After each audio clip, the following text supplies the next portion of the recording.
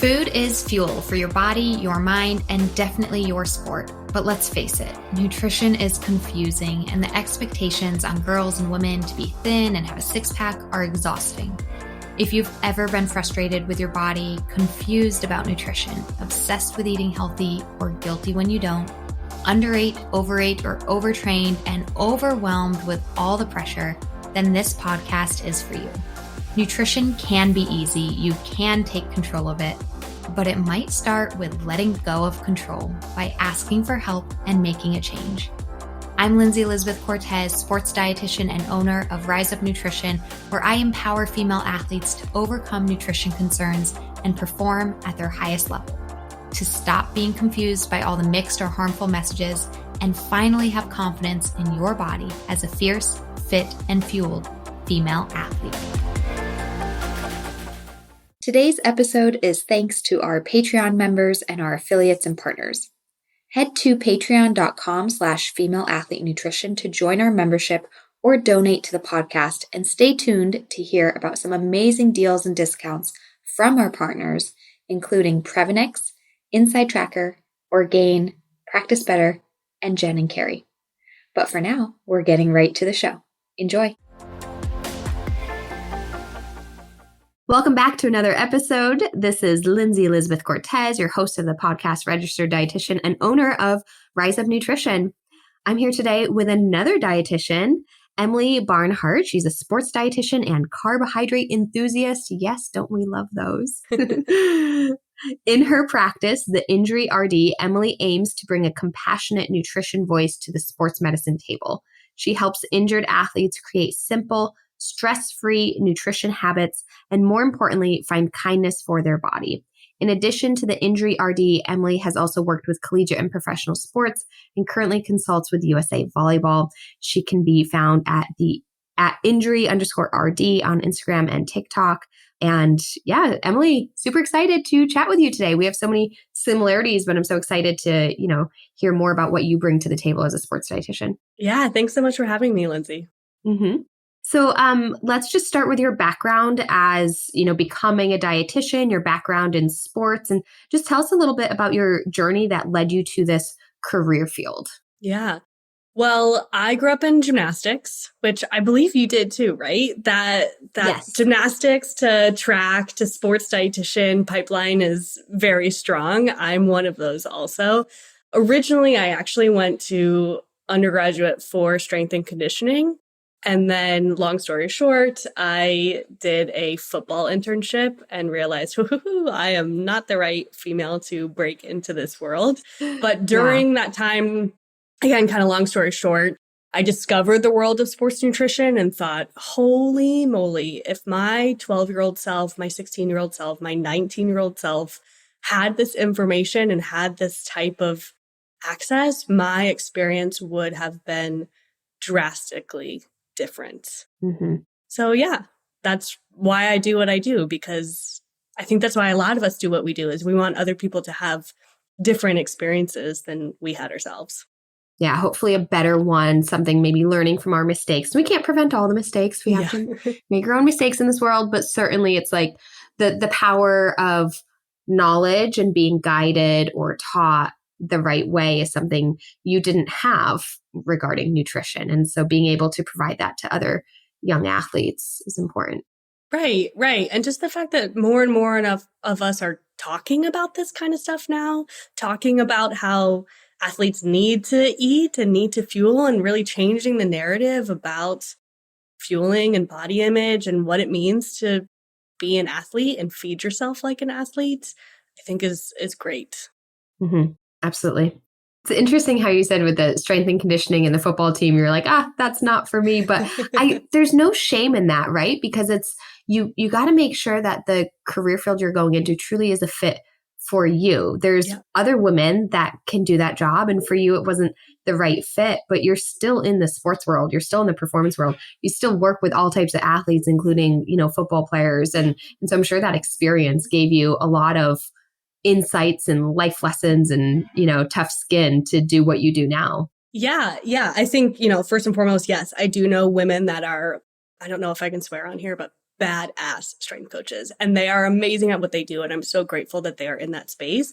And I'm grateful that I had that experience because I feel like it helps me connect with those strength coaches now that I'm working with. Yeah. Because I don't know if you notice this as well, but I feel like strength coaches typically have a narrative around body composition and food that's very like, do this. And if you can't do it, then I don't know what to tell you. You don't want it bad enough. And a lot of us dietitians are like, yeah, do this. And this is what you got to do. And it doesn't have to be so black and white. There's some wiggle room and you can enjoy it. And, you know, we don't have to hit an exact number on a scale. That's actually not ideal. We need a range and all of that kind of stuff. So I know that other voice, and I've been in the room with that other voice a lot. And I feel it really helps me bring the other side of it to the table. The balance. So I'm so grateful for that experience. Yeah, I think you're right. And of course, we're making some like stereotypes and generalizations. So it's not for everybody, but I've definitely experienced that as well. The strength coaches are super data driven, and, you know, things like weight to strength ratio, weight to power ratio, you know, are things that they just love. And I understand why they love it. Like, I love data too. Like, I get it. But, and then there's a lot of, when it comes to high school or collegiate programs, that just don't have access to a dietitian. And so I think that nutrition role then falls on the strength coaches, which honestly, it's unfair to them. They know a lot about nutrition for sure, but it's honestly, it takes away from them focusing on their job. And that's where it's such a benefit to have a truly qualified sports dietitian to work alongside a strength coach. So the strength coach can do their job, and you can handle the nutrition, you know, but for many, many years, the strength coaches, I don't know that they've had to take that on, but they do take on the nutrition. And it's, certainly created some problems with that, you know, intensity, the focus on numbers, maybe the focus on weight. Yes. Well, that's also the quickest thing to focus on, right? And thank you for wording that with so much more nuance than the stereotype that I originally worded it with. I think, you know, you're right. They're already typically doing the job of 2 to 3 people. And now their boss is asking them to take on nutrition. Of course, they're going to say like, hey, I just need you to do this and get it done. Yeah, just follow because this they don't meal have plan. time. Just eat X amount of macros. Yeah. Right. Exactly. Yeah, that's exactly it. So yeah, I think, you know, both you and I have worked in the collegiate setting, and it's weird because it's like you show up and you're like, no, I want to take this away from you. Not because like, no, you've been doing a great job. Right. I'm proud of you for doing what you can, but like, you don't have to do this anymore, strength coach. Like, let me take it away. Right. Like you said, the majority of strength coaches I know are so knowledgeable with the nutrition and metabolism piece. And I'm like, I'm not taking your job. I want to help you. I want to support what you're doing in the weight room from the inside out. Right. Yeah. And we do have a different approach. And I think there's, between us as dietitians, having, you know, more of that counseling skill. Like in our training, we do classes and coursework in nutrition counseling, and, you know, athletes too, nutrition just gets emotional. It just gets deeper. It gets personal.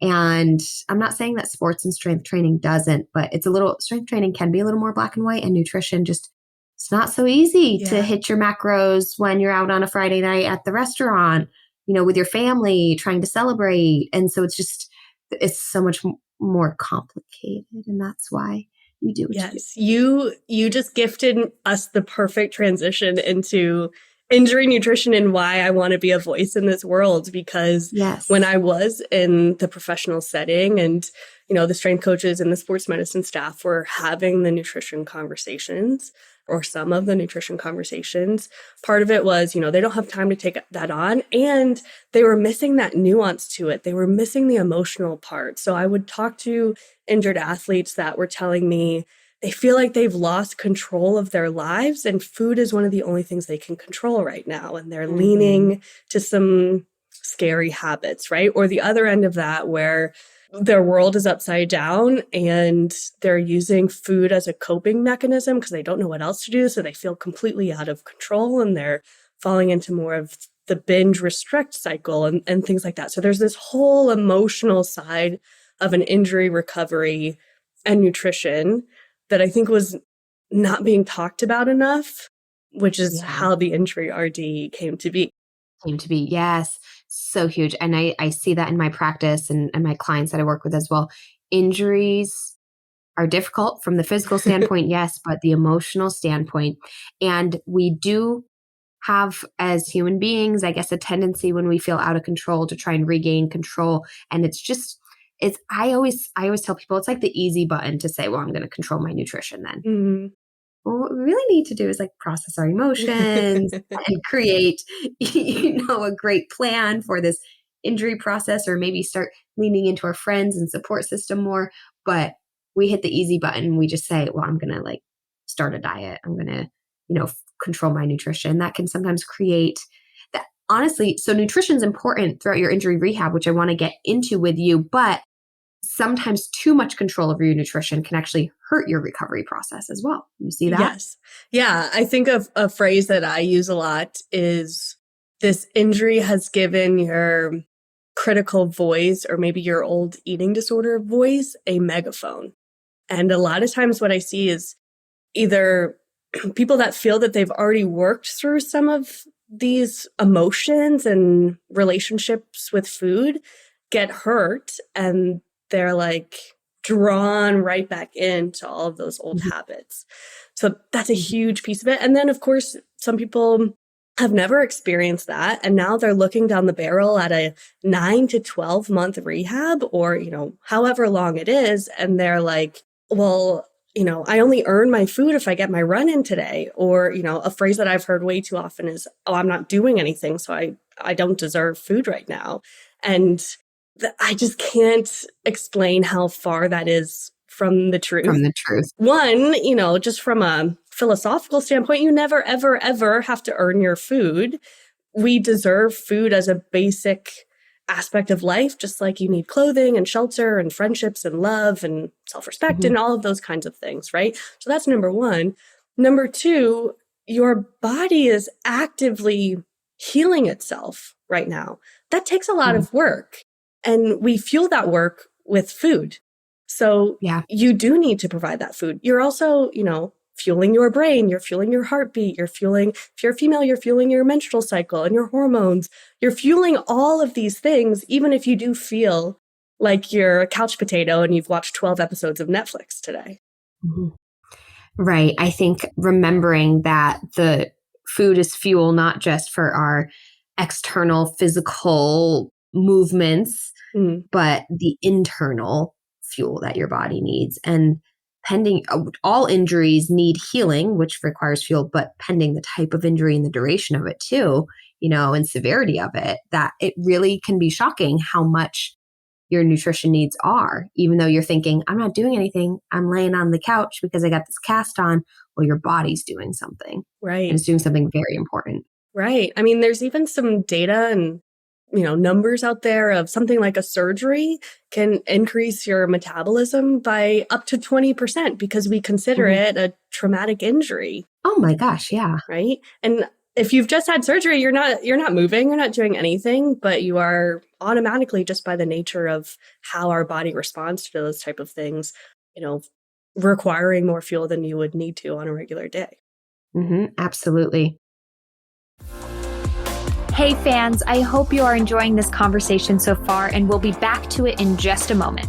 But first, I want to pause and let you know that this episode is brought to you by the Female Athlete System of Transformation, aka the Fast Track to overcome disordered eating and use food as fuel to perform at your highest level. The Female Athlete System of Transformation is my unique program and proven systems to guide female athletes to understanding and implementing the proper nutrition for their sport, life, and health. Myself and my team of registered sports dietitians work one-on-one with clients to address their unique needs and counsel them through the nutritional and behavioral changes needed. Many female athletes who resonate with disordered eating, mental guilt around food and body, relative energy deficiency in sport or female athlete triad, amenorrhea, repeat injuries due to negligent nutrition, or frankly, just a lack of knowledge and understanding on their fueling needs, have seen incredible success in the Fast Track. After years of working as a sports RD, I've compiled the most effective ways for female athletes to learn nutrition, be supported, be challenged, and ultimately find their success with fueling as fast as possible. So don't wait another day. Get to your goals faster by joining the Female Athlete System of Transformation. Look in the show notes or head to the website to book a free call and learn more. Okay, now let's get you back to the conversation. Enjoy. Back when I was just starting out my career as a sports dietitian when I worked at the University of Georgia, I had an opportunity to link up with the Gatorade Sports Science Institute to provide like the nutritional intervention. They were just creating like a really great handout that they wanted for athletic trainers.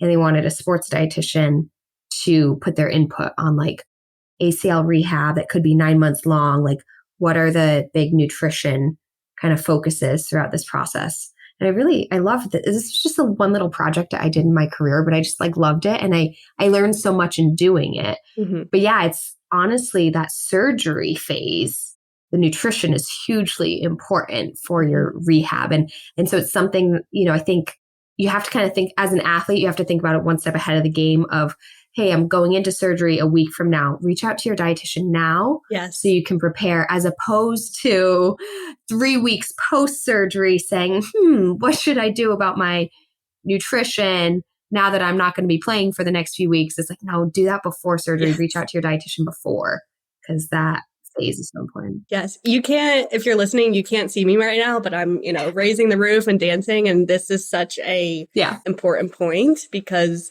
those first 2 weeks after surgery is kind of when the majority of muscle loss happens. And they're also the most difficult, because you feel like crap. You don't want to go to the grocery store. A lot of times you're not hungry, especially depending on what kind of pain medication you're on. You might be constipated. You might be nauseous. And it's really difficult to eat. You're also struggling with all of those emotions that come at the beginning of your injury, of just accepting that this is where we are right now. And you might not be independent either. Exactly. Like you might not be able to cook if you've only got one arm to use, if it was a arm injury, or you're on crutches, like you might not even be able to get yourself food. Yes. There's a lot of factors. And it's the most important time. Yes. And like I said, those 2 weeks, I need to pull up the study to get this number exactly right, but I think there was one that looked at healthy men after surgery, and they lost 45% of the total muscle they were going to lose throughout that process. 45% of it happened in the first 14 days. Oh, wow. Which, I believe that. No, I've seen statistics very similar to that as well. So, yeah. Yeah. So if we can go in with a plan, and you can go in, kind of knowing what to expect and who you're going to lean on. And also, if I need to give you a pep talk that it's okay to lean on someone right now, that has to happen a lot of times too. So yes, you said it perfectly. You need to, once you find out you're having surgery, you need to talk to your dietitian and make a plan. Yeah, make a plan. Because also, you're the injury RD, but you don't always want to be the injury RD, right? Your goal for your clients is to be not injured, right? Yeah, of course. So the whole point is, at some point in their journey working with you, you're going to create a return to play plan. And I think that's where those first 2 weeks, like if you do have that major muscle loss during the first 2 weeks, that affects your return to play. Yeah. And how ready you are, because it's very hard to build muscle throughout an injury rehab. So then your return to play, you're starting out with, a different body composition, maybe less muscle, less strength around, never mind the fact that it was recently injured and is still healing. It's like, I don't know, like the starting point is just different. Yeah. I always say, there's nothing that can speed up your healing process. And if people are trying to sell you something that makes this quote unquote faster, run away from them. But losing a lot more muscle than you need to can definitely slow things down. Yeah, there you go. Having certain nutrient deficiencies can definitely slow things down. And like you said, I don't want you to work with me for a long time.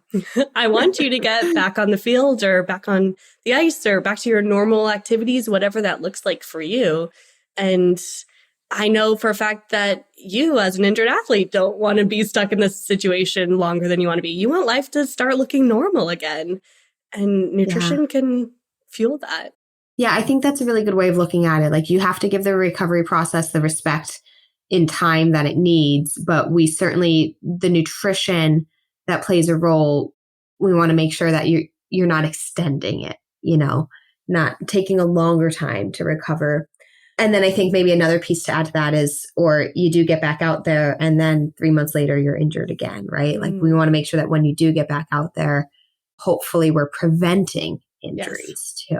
Yes, exactly. So when I work with someone, especially something like an ACL, or baseball pitchers have like a Tommy John injury, which is their elbow, or an Achilles rupture, things that are 9+ months of a rehab, I like to think of it in 3 sections. So there's that first immobilization phase when you do kind of feel like a couch potato and we're really worried about attenuating that muscle loss. Then there's that rebuild and regrow and truly that healing phase. And then we transition into that return to play phase where we really, use that time, because ideally, if you're not at practice, you've got a little bit more time than you're used to having. So we can use that time productively to build our sports nutrition habits and to talk about, injury prevention. And I don't even really love the word prevention because things happen, but we can talk about reducing our risk and how nutrition plays a role in, trying to prevent this from happening again. And yeah, all of those are pieces of the puzzle of a full-fledged return, because I don't want to see you again. We don't want to go through this again. Right. So I guess briefly to just touch on your business and your practice, you have programs that, you work one-on-one with clients, but they kind of enter into a program. Does it kind of follow that model you were just explaining, that kind of 3-step approach? Yeah, exactly. Okay. I mean, people find me at different times. So if you're already 6 months in, there's still obviously a lot to talk about and a lot we can work on. And, nutrition habits are things that we can build and work on no matter what time. But if I can catch you ideally before surgery, we have that pre-surgery chunk of what to focus on then and how to plan for your surgery. Then we have those 3 phases and we work through that. And I really think about that process no matter what the injury is or how long the injury is. Everybody kind of goes through those 3 steps.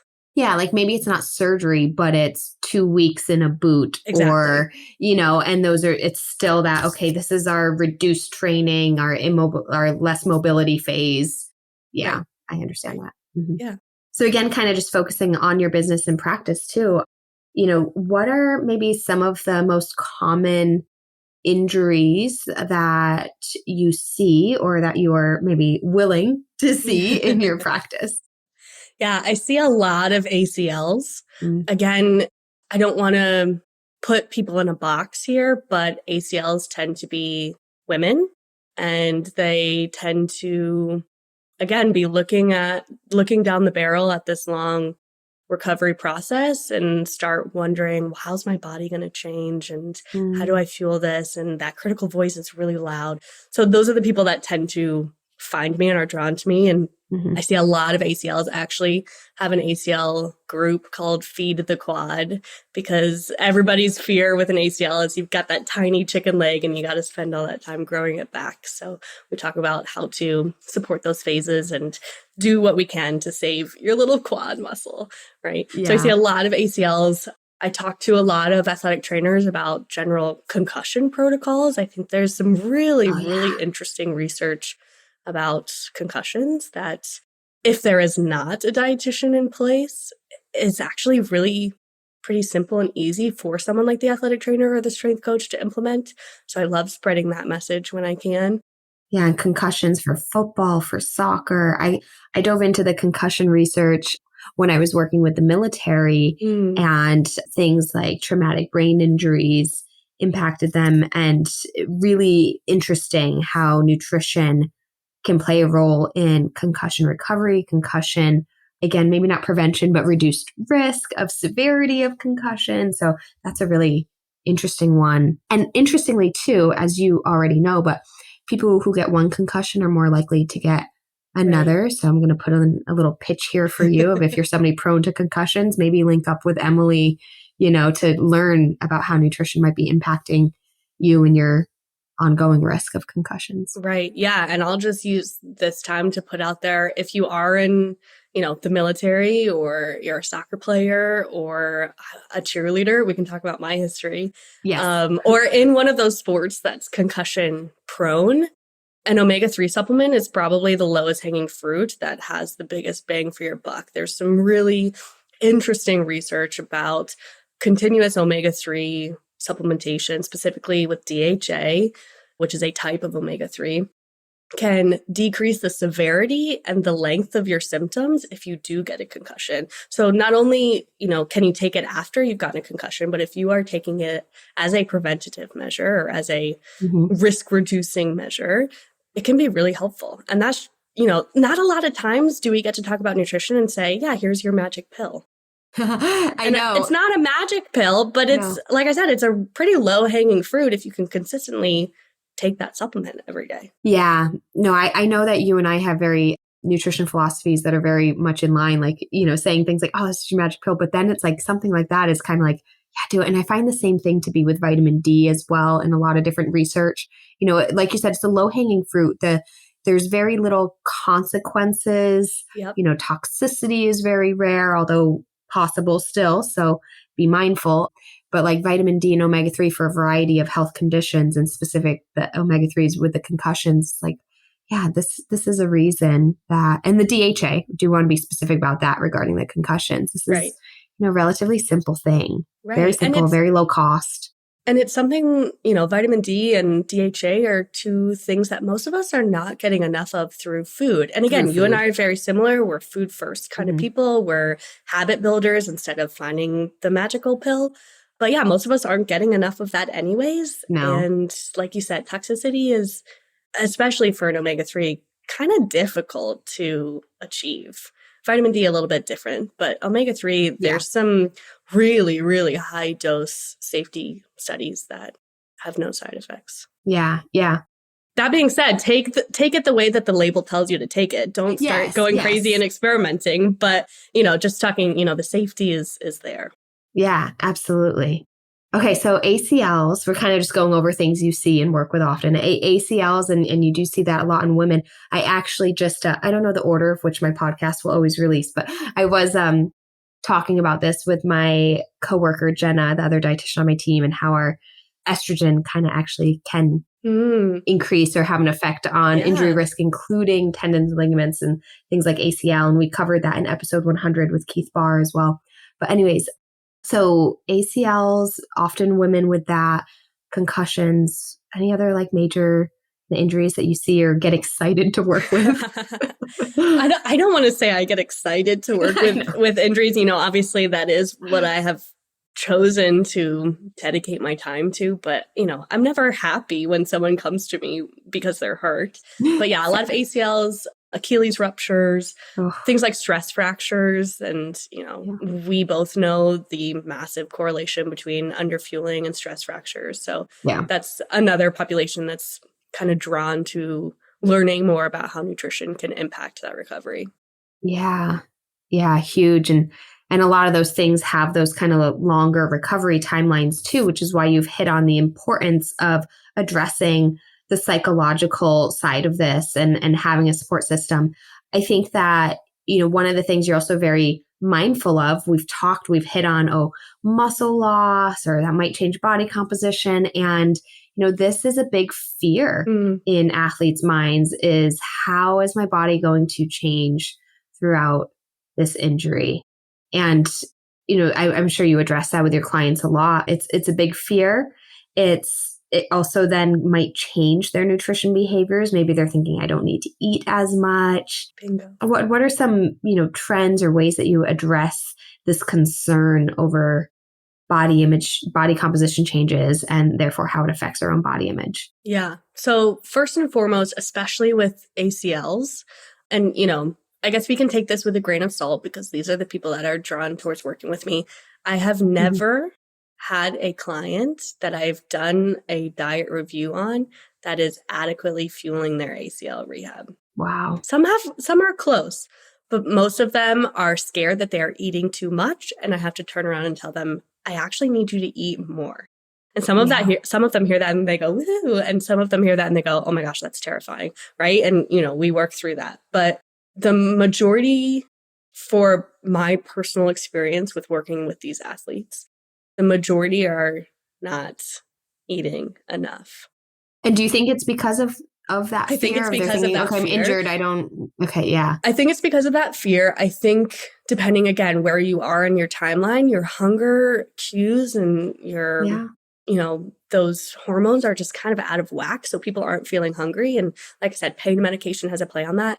I also think the conversations that we have around this play a role in that. I've had a lot of athletes say, my coach told me to cut down on what I'm eating because I'm not moving as much. And their coach had no idea what they were currently doing. So we find out in retrospect, this person already wasn't quite fueling adequately. And then they were given the message to cut back a little bit. So they're putting themselves even further into a deficit. So I think some of it is messaging. I think a lot of it is fear. I think a lot of the fear also is that this is going to be a huge change overnight.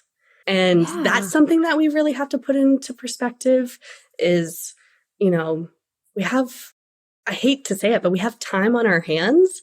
We have 9, and actually most ACLs are more like 12 months of recovery. Yeah. And you're not going to see a huge shift overnight. And if you do start to notice a shift, we can safely start to swing things in a direction you feel more comfortable with without having to be extreme. Yeah. Yes, your metabolism does not change overnight. Yes. And the amount, again, we did talk earlier in this conversation about muscle loss and stuff, but as an athlete, you've got so much muscle that needs to be fueled. And just because you've taken a week off, your muscle still needs to be fed and your metabolism hasn't slowed down in a week.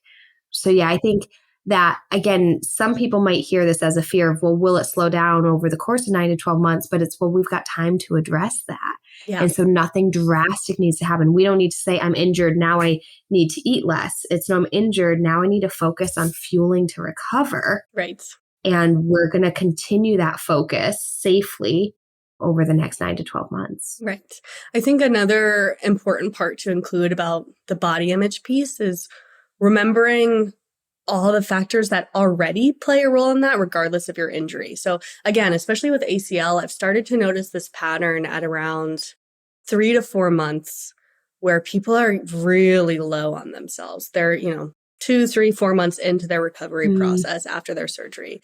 And when we start talking about it, we start talking about the things that they used to do to feel, to spike endorphins and, that they enjoy doing. And it was all around their sport and moving and, all of that kind of stuff. So when we take that away, of course, sometimes we're going to feel, again, maybe I shouldn't swear on this, but, we're going to feel kind of shittier, right?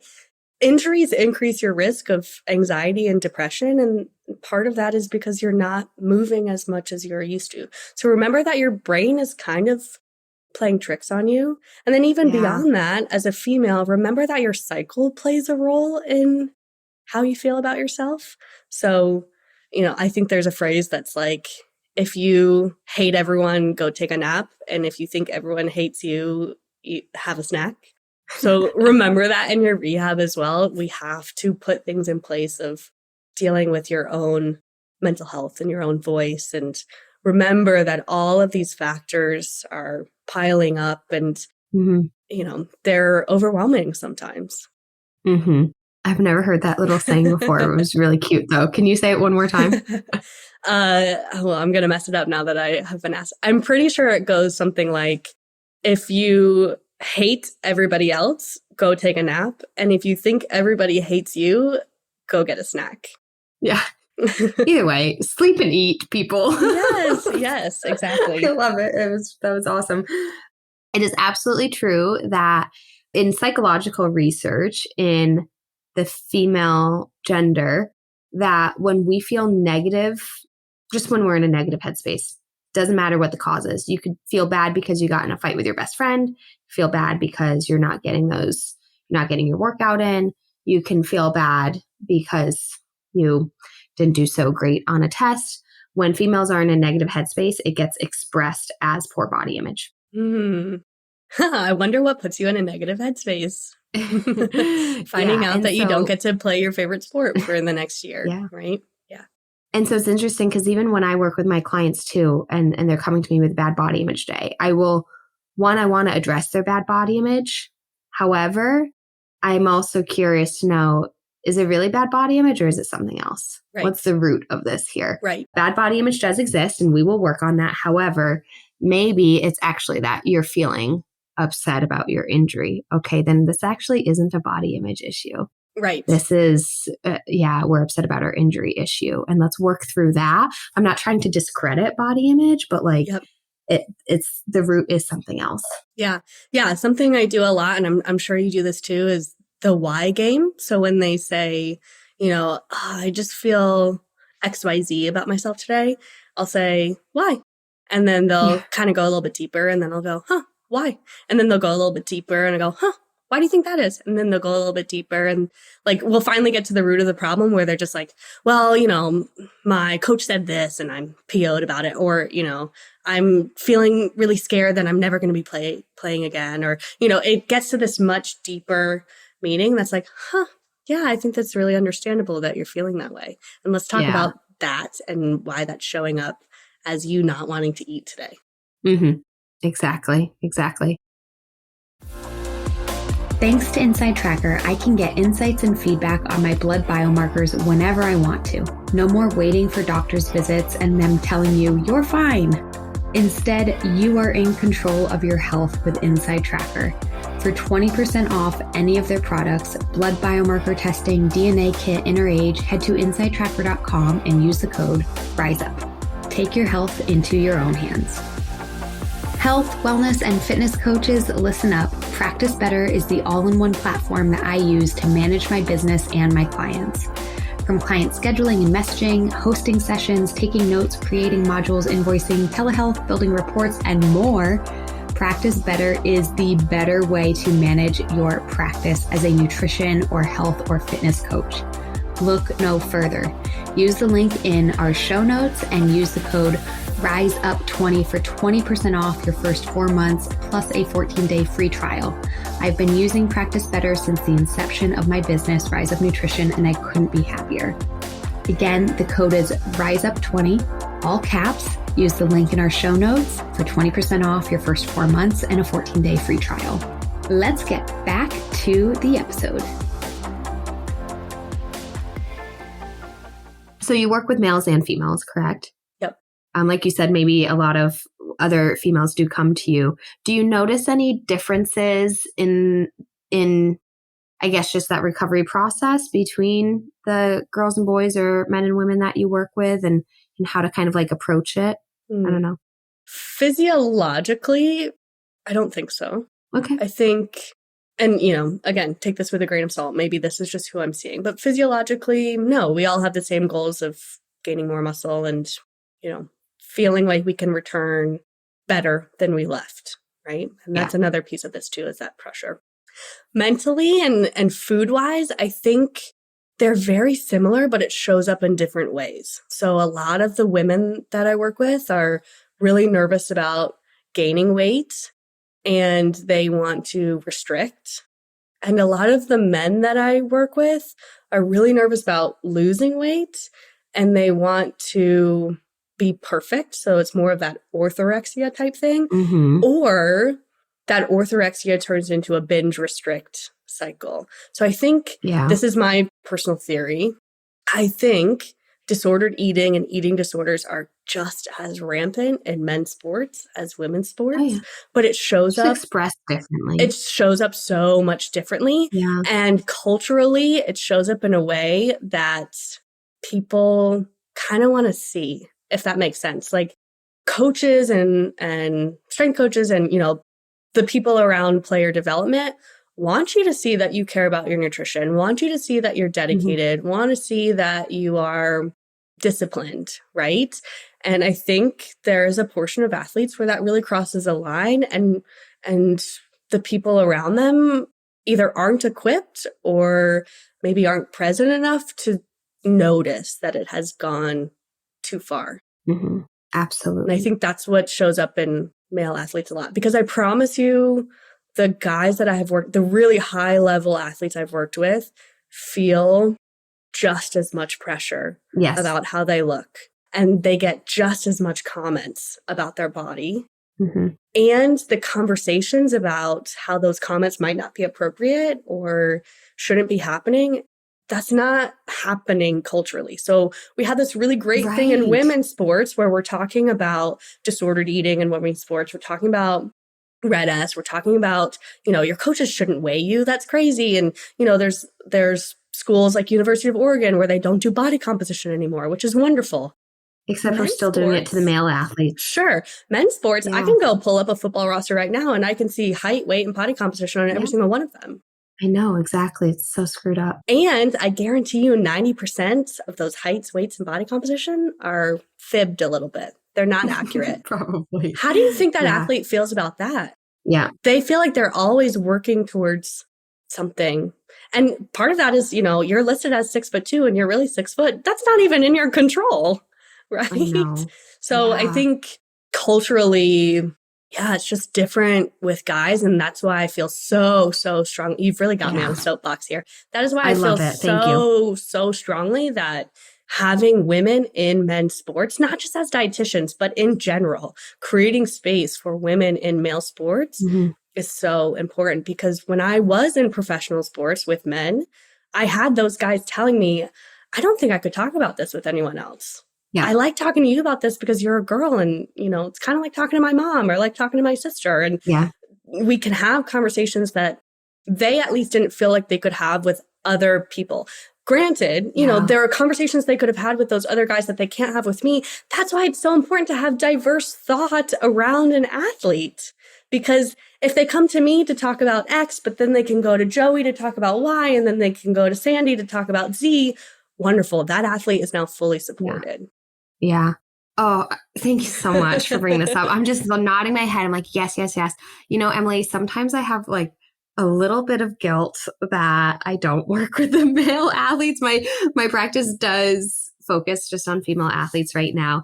And it's so great that I've created that space for them. And because I think that there's another dietitian out there that can create the space for the male athletes struggling with this. And you are addressing it in your practice with the injured athletes as well. So I'm just putting this out there for the universe. Like, I need other dietitians to step up, just like Emily has, and address the I think disordered eating in male sports and male athletes, because it's so needed.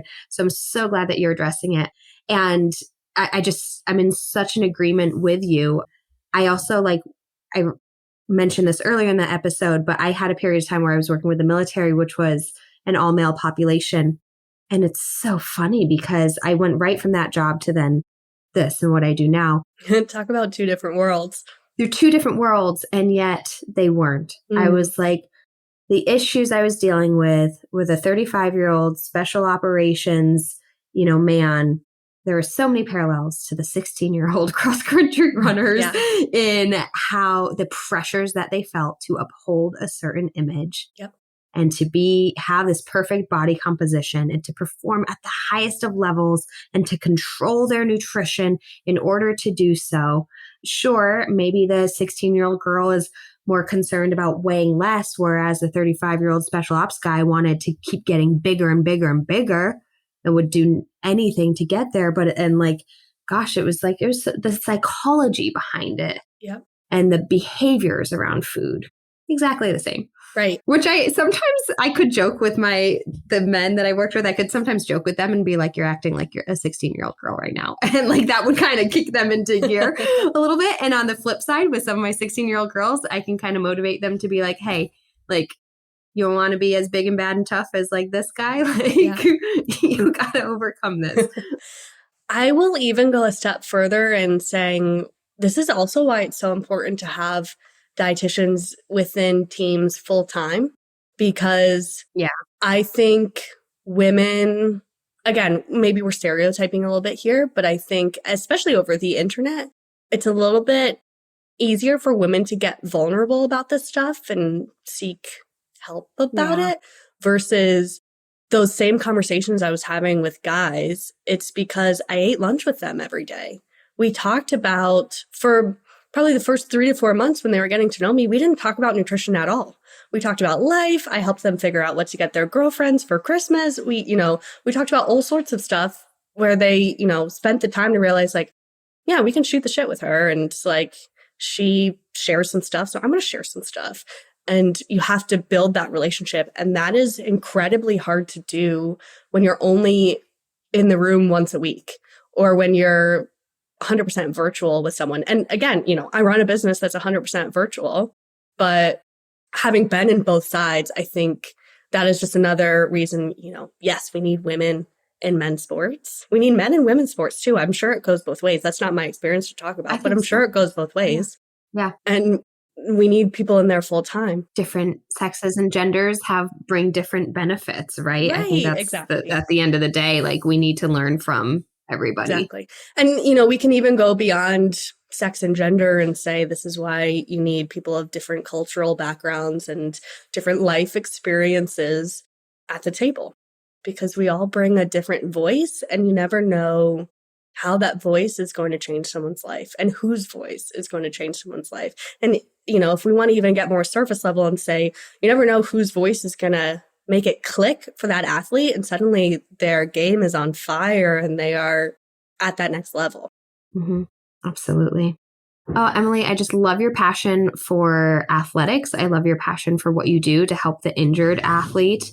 And I think it's such important work. And it's such a crucial time in an athlete's journey as well. Athletes are going to get injured.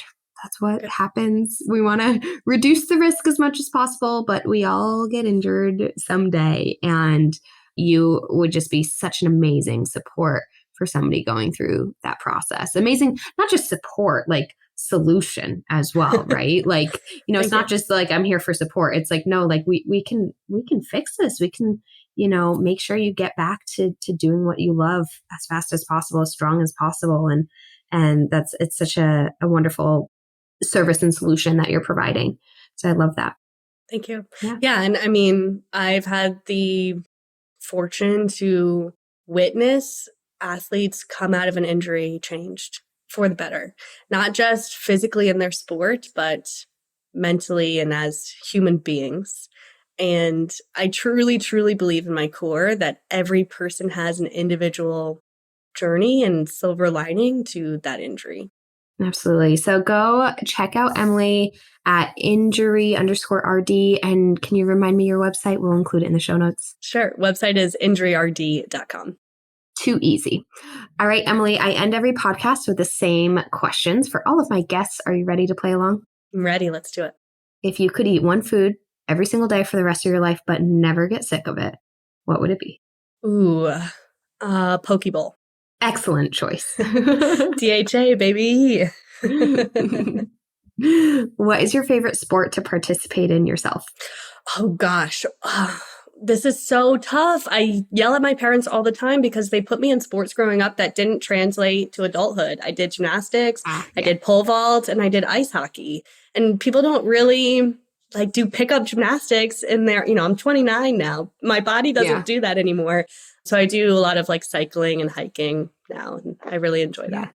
I love it. Cycling, hiking, and, cycling, hiking, and cartwheels in the front yard. That's what I still do to keep my gymnastics game up. Yes. Every now and then I'll kick up into a handstand just to see how we're doing. I have this memory, sorry for this tangent, but my mom did gymnastics when she was in high school, although she wouldn't say it was anything competitive.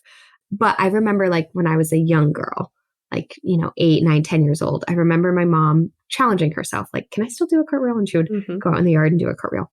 And so now here I am as an adult. And I've been doing that to myself every few years. I'm like, can I still do a back handspring, back tap? Can I still do a tumble pass? And I would go, and I basically every few months would go out into the yard and just make sure I could still do a round of back handspring, back tuck. Yeah.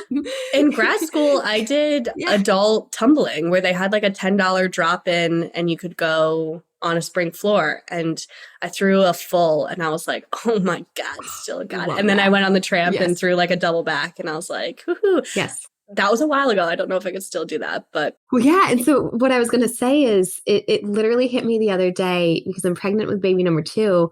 And obviously this has been a whole journey, baby number 1. And I'm like, oh my gosh, it's been years now since I've done that. I've done a few cartwheels, but I haven't done a tumbling pass. And I'm like, oh no, are my tumbling days over?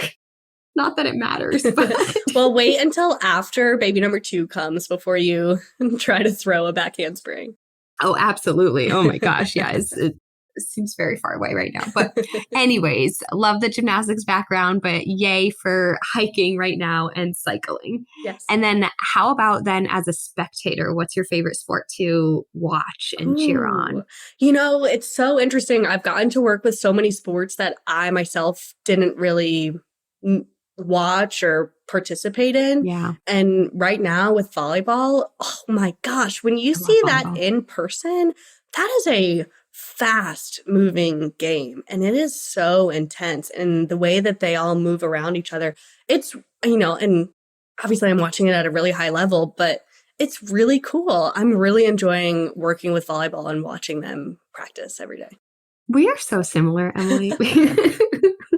I think part of it too is I'm 5'2", so I watch these people, you know, jump 3 times my height, and I'm just like, that'd be so cool to do that. Yeah. Yeah, I was never good at I enjoy playing volleyball, but I'm not good at it. Maybe my height has something to do with it too. I don't know, but like I love watching it. And I also got my exposure by being a sports dietitian is where I got most of my exposure to volleyball. And it's one of my favorite spectator sports. Yeah, it's really fun. Yeah. All right. Final question, Emily. Is there a female athlete out there, whether professional or in your personal life, that you just want to give a shout out to for being a role model and inspiration and what I call being fierce, fit, and fueled? Oh, I mean, how can I not say Simone Biles and Aly Raisman and all of those gymnasts that have done so much for our sport? So I just commend, for so many reasons, commend every high level gymnast. Amazing. Yeah. Aly Raisman, Simone Biles, Gabby Douglas. There's so many amazing gymnasts out there. And I think all of them representing, you know, the national team and stuff have been awesome. So shout out to them. And thank you so much, Emily. This was an awesome episode. Please go check her out. And if you're an injured athlete, you know, reach out for help. So we'll stay in touch. Yes, please do. Thank you. Well, everybody, thanks for listening. I really hope you enjoyed that episode. And if you did, if you are a true fan of female athlete nutrition, then I would love if you could support our podcast by spreading the word. Share a review on your listening channel, give us 5 stars. It really helps get the word out and get the show more views to positively impact others. Also, you can support the podcast by joining our Patreon. Head to patreon.com/femaleathletenutrition to consider a donation, or even better, join our membership where you get extra monthly content and perks. We don't want you to simply listen alone. We want you to be a part of a community and a movement of fierce, fit, and fueled female athletes. So patreon.com/femaleathletenutrition is where you can do exactly that, learn more, and join. A huge thanks to our affiliates and partners as well. Once again, Prevenix, Inside Tracker, Orgain, Practice Better, Jen and Carrie. Please go check them out, and their links in the show notes where you can get deals and discounts. Last, be sure that you do more than just listen. If you need help with fueling, it's time to take action. Head to my website to learn more. You can either book a free call with me to learn more about our coaching programs and how we can work directly with you, whether it's the fast track or otherwise. Or you can take our online self-study course, Female Athlete Nutrition. You can literally sign up and gain access right now. You can explore our downloadable products, including the Red S Recovery Guide, High Iron Fueling Guide. Or if you are a coach of a team, check out our brand new Coaches Toolkit for teams. You can also just learn more. We have a blog, a Red S quiz to see if Red S is affecting you. If you need help, I want you to get help fast. Too many girls and athletes struggle with nutrition, but you don't have to any longer. You can rise up with the power of nutrition, take action today in any of these avenues, and become fierce, fit, and fueled. Links in the show notes, and we'll see you next time.